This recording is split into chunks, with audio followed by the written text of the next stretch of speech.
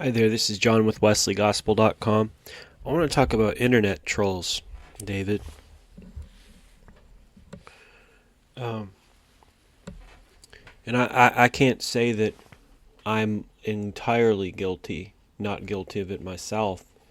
Internet trolling is where it's a sin. Because what it is it's harassing a person.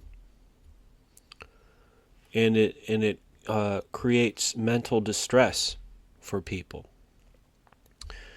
So, here's what I'm gonna do. If I ever see a troll on my sites, I will block them. They won't be able to make comments. They won't be able to email me.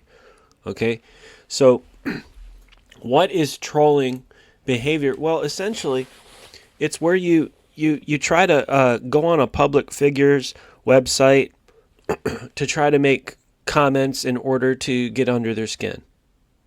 All right, so Leviticus 19:17 says, "You shall surely reprove." Okay, rebuke and reproof is a very biblical concept. I've done several podcasts on this recently, and I completely believe there's a time and a place for that, but it usually only involves confronting people guilty of spiritual felonies before God, people who are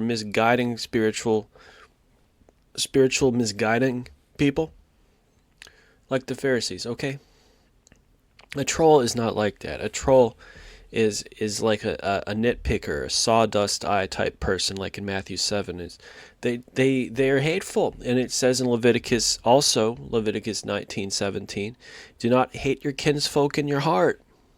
So reproof, biblical reproof, if it's Bible-based rebuke, has to be done in such a manner, right? And here's the tension, so that they can actually hear the reproof. Okay, so trolling, to speak against internet trolling is not to say I don't accept correction, I don't accept biblical reproof. What it is to say I don't accept nitpicking and fault finding from people who are trying to pick sawdusts out of my eye. Okay, Matthew 7. So biblical reproof is over the majors. Okay, sawdust eye is fault finding and censoriousness. I don't accept reproof from people about that. Now, if there's a person that I know who has a really solid ministry of understanding this, I accept reproof from people like that. I accept reproof from Ray Comfort, for example. By the grace of God, he's been soundboarding with me this year, and I've accepted reproofs from him. But you see, he's in the habit of only judging the majors.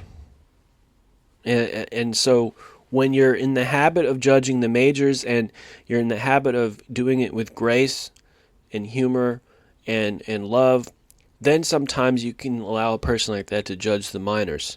Well, you see, a troll, an internet troll, is a person who will go on a public figure's website and only judge the minors.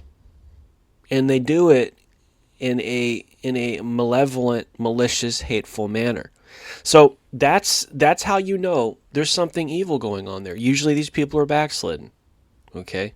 They're not concerned about the souls of other people. They're not concerned about their salvation. They're just malicious.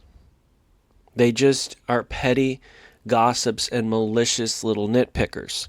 That's a troll. That's an evil spirit, even, I would say. That's probably an evil spirit, right? Because it's not coming from a position of evangelism to iron sharpen iron or anything. It's a wicked scheme.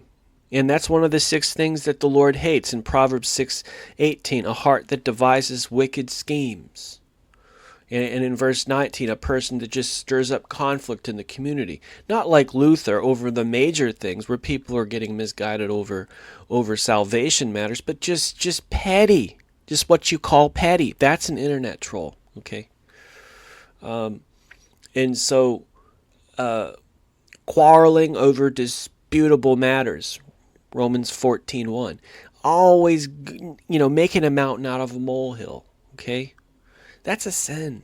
That is a sin against the Bible. And another thing, I think internet trolls aren't walking in lordship. They're not walking in lordship anyway. So even if you try to correct them, they won't accept that correction. God bless out there. This is John with WesleyGospel.com.